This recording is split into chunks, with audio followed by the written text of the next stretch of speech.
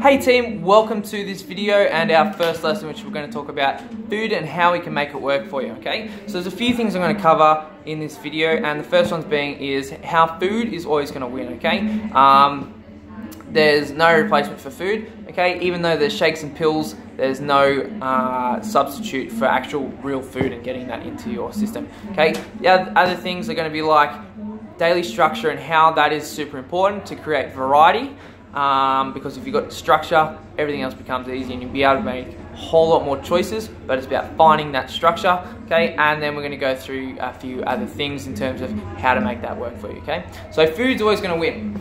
Alright, so calories in because calories out if your goal is fat loss, okay? Now if it's not fat loss, say it's performance, you want to run a half marathon, it's going to be a lot different in terms of how your food needs to work for you, because you need to be able to have the energy to do, say, a run or the workouts that you're about to do, okay? Whereas for fat loss, you need to be able to go into a calorie deficit so that way you can burn off any excess or use the extra energy that you're not putting in your system to get rid of and burn it up, okay? Kind of like excess garbage. You could take garbage out before it becomes empty, okay, guys? So when we look at that, the day of our structure is going to be really important, okay? So when we talk about the calories in, calories out, it's not just I need to hit to say 1,500 calories or 2,000 calories per day, okay? Now there's things inside calories that we need to be aware of, okay? So they're called macronutrients. They're our favorite words: carbs, fats, and proteins. Cool. Alright, now there's another one that you may not be aware of: alcohol. It has a macronutrient reading as well, okay?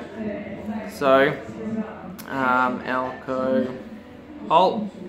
Cool, I can't spell, so forgive me for that. Okay, so now with these ones, carbohydrates have 4 calories, fats have 9 calories, protein has 4 calories, and alcohol has 12 calories per gram of each of those macronutrients, okay? So carbs, per gram of carbohydrate, there is 4 calories. For fats, there's 9, okay? So if you've ever seen a low carbohydrate bread, okay, or a low carbohydrate anything, it generally means that the fat's going to be pretty high, and that's where the extra calories come in that you may not notice. Or if you had a look at the calories for a low fat, say burger, low carbohydrate burger, you probably find that the fats are going to be a little bit high, okay? So these are things we need to be aware of in terms of how we include these into our day, at what times, and how we make it work for you, okay? So what we're going to do, we're going to go through the structure of the day, which is super important, so that way we can then learn how to create variety. Cool. So that way when we go out, we can still have a selection or pick about what's on the menu. Cool, so I'm just going to go for someone who eats 5 times a day. Okay, and you may eat 6, that's fine.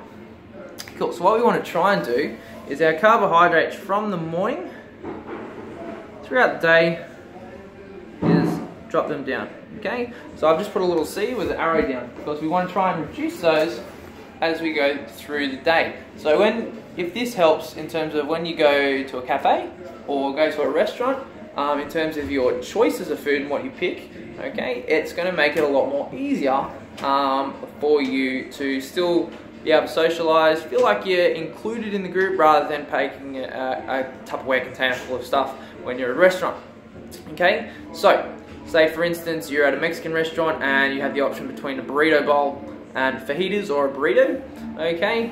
Burrito bowl is probably going to be the better one to go for at that time of the day. Now if you're in the middle of the day, it'll be a little bit different, okay? Obviously watching what you put in the mix itself, okay? We have to keep in mind how many, like the macronutrients, how much carbs are we putting in there, okay guys?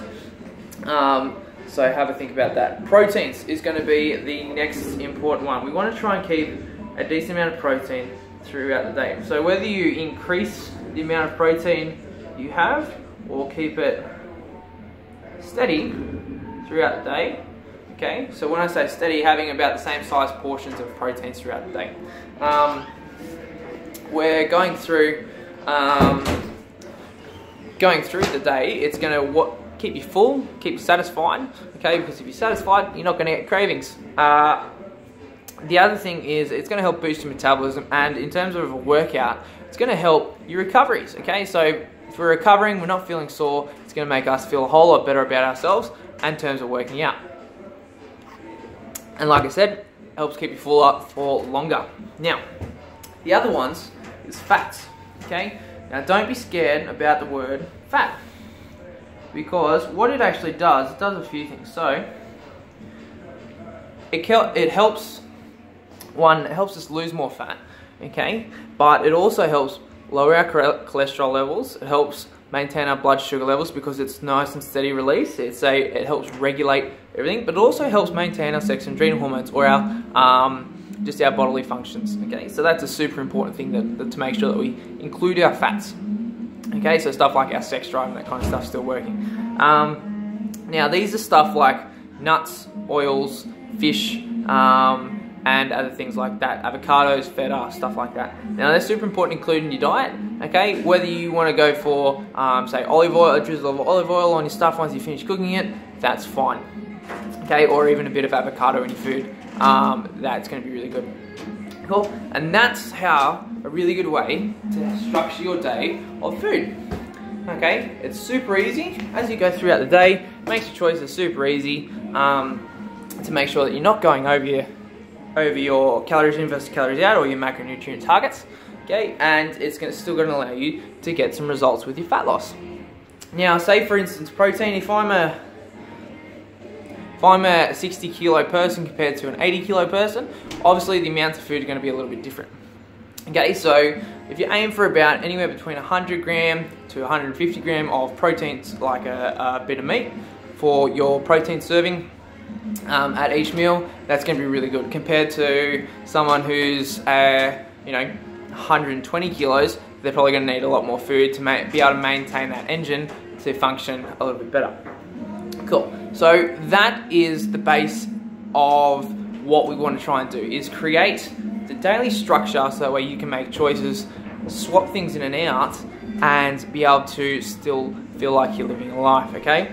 Once we figure out the structure in terms of what works with you around your days and your work and your training lifestyle, that is the super important part. And once we do that, the whole world opens up. So the options of different foods, how to make things work, still have a family, still have a life, still feel normal.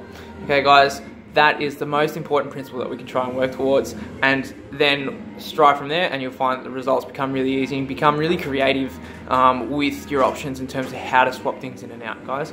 Okay, so that's the lesson for today. If you've got any questions, please email me back, send me a message, or even give me a call, and I'd love to go through some of this stuff with you. Okay guys, thank you for watching this video, and stay tuned for the next one.